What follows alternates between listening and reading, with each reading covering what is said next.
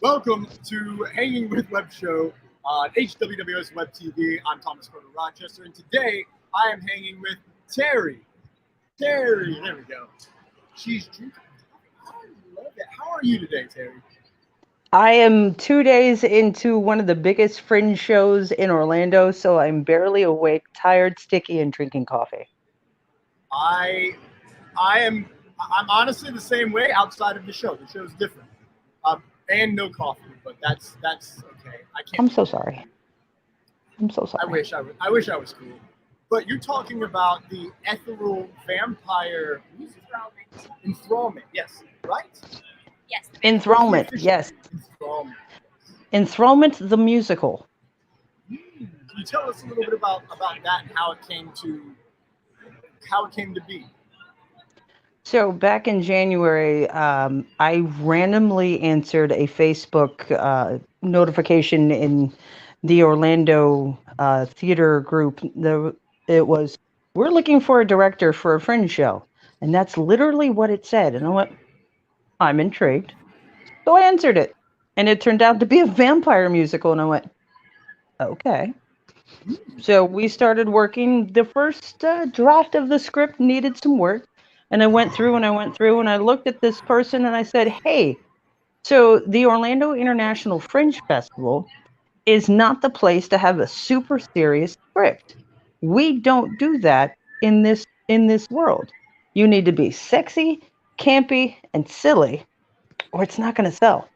So we took that first script, we went, bloop, threw it away, and Enthrallment the Musical was born. And it's exactly what it is. It's sexy, campy, and silly. And a little raunchy. But that's like a good mixture. Especially for vampires. They're going to get weird over time. Life's long and sometimes very boring. Yeah. So well, the good thing... What's that? I said I love that. What were you going to say? I said the good thing is we also set this in the 1800s and we added a brothel and some hookers. Everybody loves waking up with hookers. Oh, that didn't come out the way I meant, but hey. I mean... Not at all. It's a vampire joke. They don't care. Yeah, they don't care. Blood is blood. Blood is blood. So, on the topic of vampires, how much of what we do in the shadows have you watched? So, I've literally only ever seen one episode. Okay. And I actually don't have a TV. I know I'm weird. Interesting. Intriguing. Yeah, I'm not a big TV watcher. I don't own a TV. I don't have cable. I'm a weird one. So I'm guessing you get your art and your entertainment from the live theater.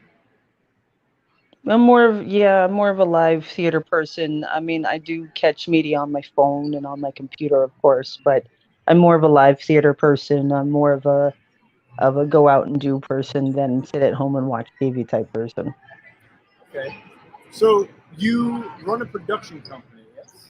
I do. What is that company called? My company is called Mad Madam Productions, and we've been around since 2010. Since 2010. Okay, so a dozen years in the game. Y'all do what kind of productions? Live theater and... We do live theater and original art. But it's also original theater. I don't produce any theater that has ever hit the stage before. Thus far, it's been mainly written by me, but I also team write with other folks. So we write with, people that I team up with, and we put up a show. Now, Enthrallment was written by another person. Her name is Elizabeth Nadiver.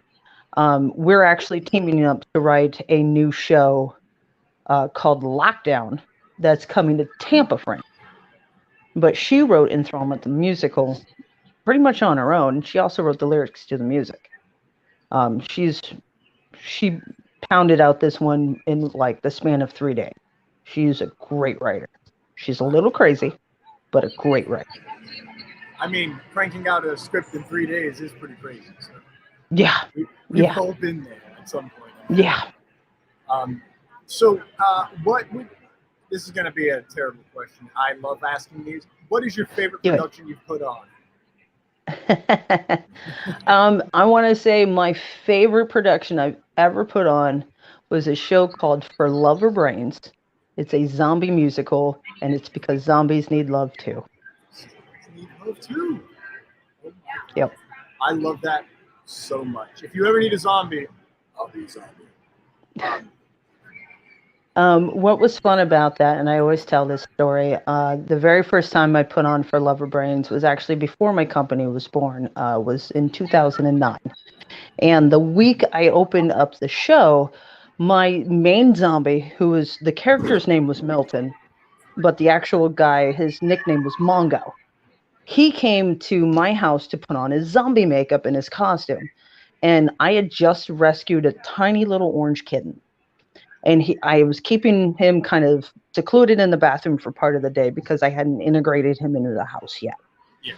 And he's in the bathroom and he's putting on his makeup and he comes out and goes, "Terry." I'm like, "What?" He goes, "I can't put on my makeup. I'm too distracted." And he's got this little kitten in his hand and he's going, and this little kitten's going.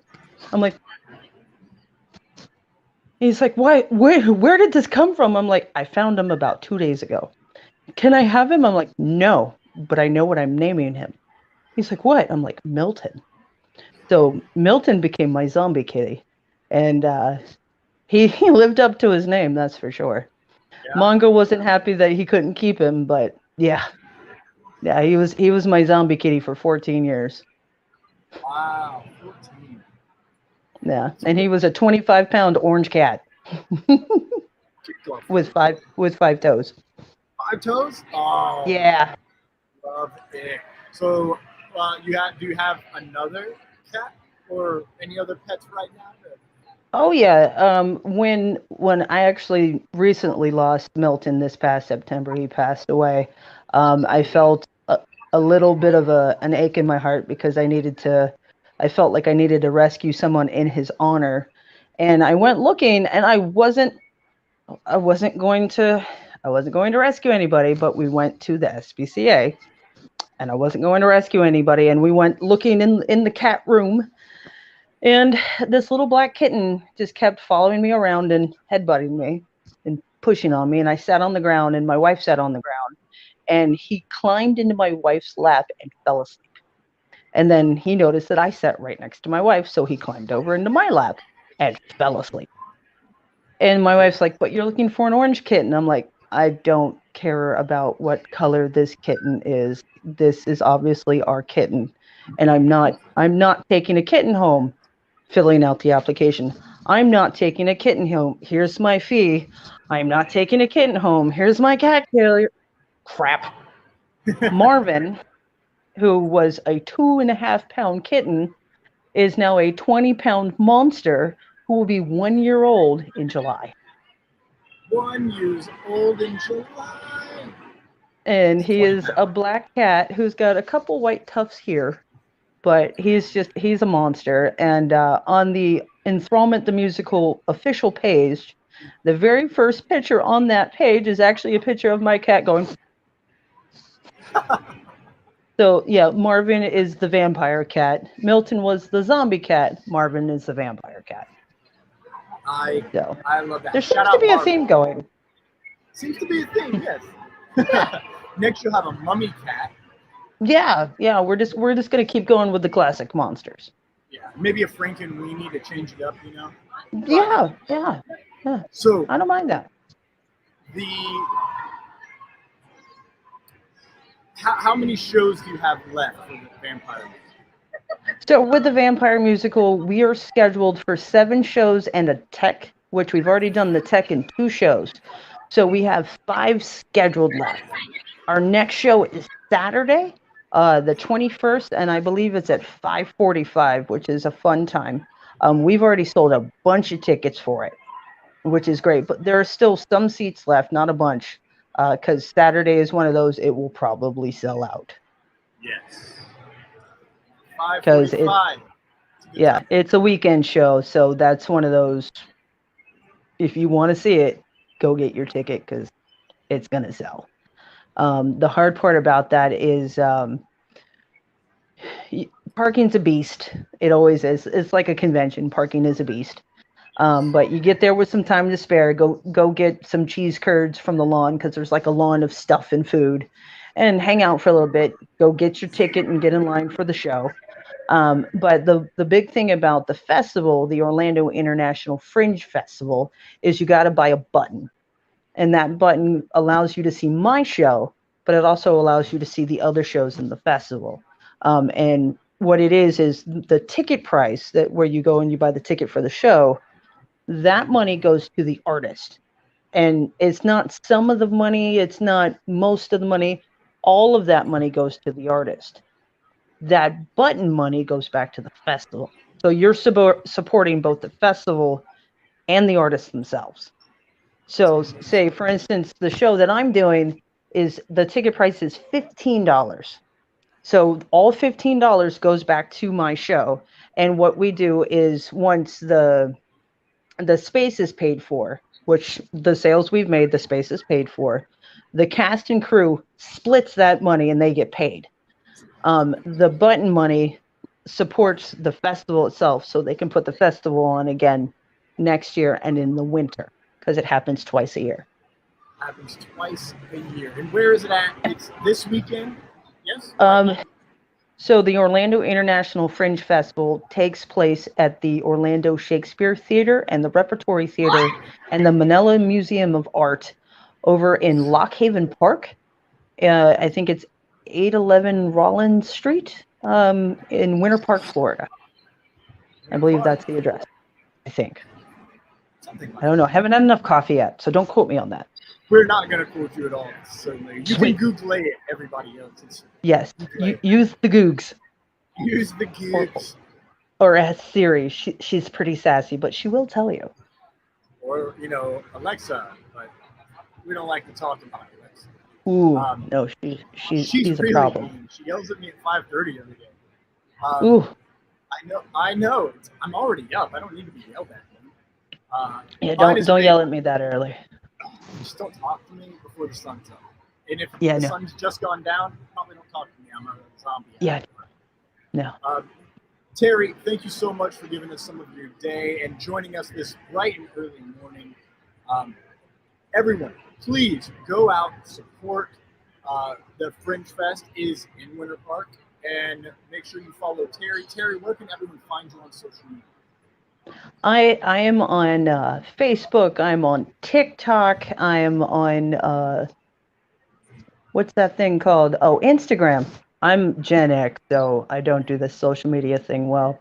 And please come to the Orlando International Fringe Festival. There are 159 shows from all over the world, from Florida to Canada to Japan.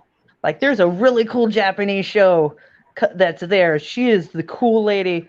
And I always got to plug my friend's show. He's a Canadian artist, and the name of his show is God is a Scottish Drag Queen. Not even kidding. And it's an amazing show. It's funnier than crap. That is so fantastic. Please come see him. He's funny, and you will have a good time, and it is not religious. But he is a Scottish drag queen. That sounds absolutely fantastic. If you're in this area, so funny. If you are in the Orlando area, the Central Florida area, because it's only like an hour away from everything. Come in, go to the Fringe Fest, and check it out. I'm here live at MegaCon. Terry's getting ready for her evening. We're having a fun time. And again, Terry, thank you so much for joining us this morning. That is the end of the show, everyone. Please don't forget to like and subscribe and follow HWWS Web TV. See who we're hanging with next. Grammar. We'll see y'all on the other side.